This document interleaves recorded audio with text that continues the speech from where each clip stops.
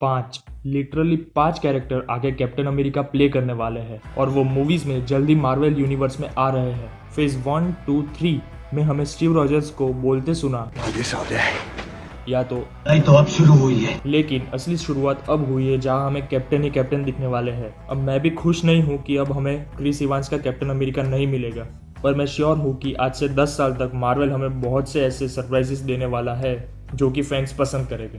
खैर, बात करें इन 5 कैप्टन अमेरिका की जो कि हमें 2023 के पहले दिखी जाएंगे, वो है Sam Wilson, red guardian US agent, Isaiah Bradley और एक ज़ॉम्बी कैप्टन अमेरिका। तो बिना किसी रुकावट के इन कैप्टन अमेरिका की बात करते हैं। एक स्पॉइलर अलर्ट के साथ चलिए शुरू करते हैं इन 5 कैप्टन अमेरिका का ब्रेकडाउन। पहले बात करते हैं सैम विल्सन यानी कि फैल्कन की, जो कि हमें अब तक फैल्कन ही दिखाया गया है, पर एवेंजर्स एंड गेम के बाद से ही बच्चे के हाथ में शील्ड पकड़ा दी और ये अनाउंसमेंट कर दिया। तो ये शो में हमें ये दिखाया जाएगा कि फैल्कन के कैप्टन अमेरिका बनने के बाद क्या वो एक अच्छा कैप्टन अमेरिका फैंस के लिए, गवर्नमेंट के लिए और पब्लिक के लिए साबित होगा। पर बात करें कि कैप्टन ने ही फैल्कन को शील्ड दी और बकी को नहीं, जबकि बकी एक सुपर सोल्जर है और फैल्कन नहीं। इसका जवाब खुद रूसो ब्रदर्स ने दिया है कि बकी का पास बहुत कॉम्प्लिकेटेड था, उसका माइंड बहुत ही वीक था, वो नहीं चाहते थे कि एक वल्नरेबल पर्सन को इतना पावरफुल वेपन मिले। आगे बात करते हैं यूएस एजेंट की, जो कि हमें यही शो में दिखने वाला है। कॉमिक्स की तरह ये तो क्लियर है कि गवर्नमेंट या उससे जुड़ी ऑर्गेनाइजेशन कैप्टन अमेरिका के जाने के बाद खुद का एक कैप्टन अमेरिका लाएगी, जो कि क्लियरली हमें इस सीन में दिख रहा है।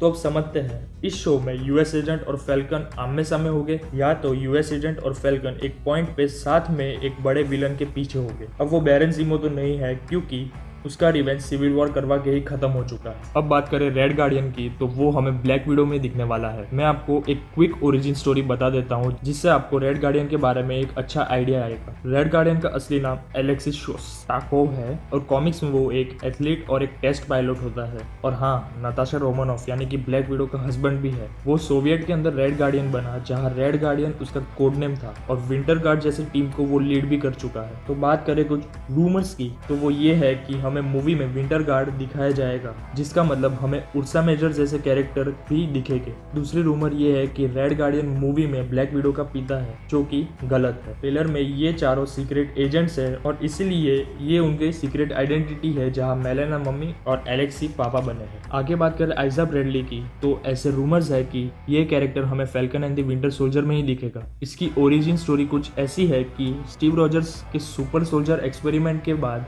यूएस आर्मी ने ऐसे बहुत एक्सपेरिमेंट किए जिसमें से 5 ही जिंदा बच पाए। उनमें से एक आइजा ब्रैडली था, जो कि आगे कैप्टन अमेरिका के कॉस्ट्यूम को चुरा कर एक नाजी कैंप को तोड़ने अकेले निकल पड़ता है। अब इलीगली खुद एक मिशन हैंडल करने के लिए उसे जेल हुई और प्रिजन में ही उसकी ट्रीटमेंट हुई। अब इन ट्रीटमेंट की वजह से उसके दिमाग पे असर बना और उसका बिहेवियर एक बच्चे जैसा हो गया। ये ओरिजिन के साथ ये भी जान लो कि आइजा ब्रैडली का ग्रैंडसन ही एली ब्रैडली होता है, जो कि आगे जाके यंग एवेंजर्स को लीड करता है। आखिरी कैप्टन अमेरिका जो कि एमसीयू में दिखने वाला है वो है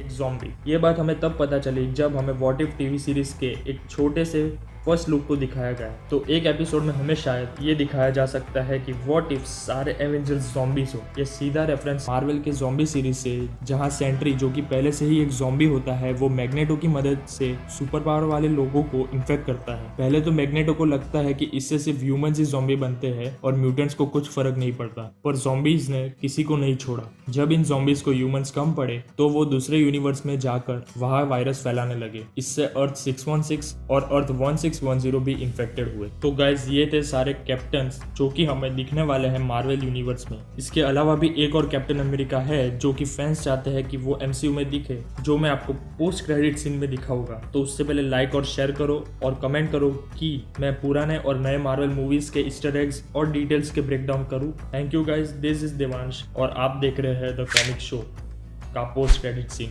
एक और कैप्टन अमेरिका, नोमैड। अब कॉमिक्स में कई नोमैड रह चुके हैं, जैसे कि एडवर्ड, जिसका काम ही कैप्टन अमेरिका की रेपुटेशन को बिगाड़ना था। फिर गवर्नमेंट ने हेनरी गायरेज को नोमैड रखा, पर खुद स्टीव रॉजर्स भी नोमैड रह चुके हैं क्योंकि उसने कैप्टन अमेरिका का कॉस्ट्यूम छोड़ दिया था, इसलिए वो टेम्पररी बेसिस में नोमैड कॉस्ट्यूम पहनता था और सीक्रेटली हीरोगिरी करता था। थैंक यू गाइज, आज के लिए इतना ही। Stay safe, stay fit.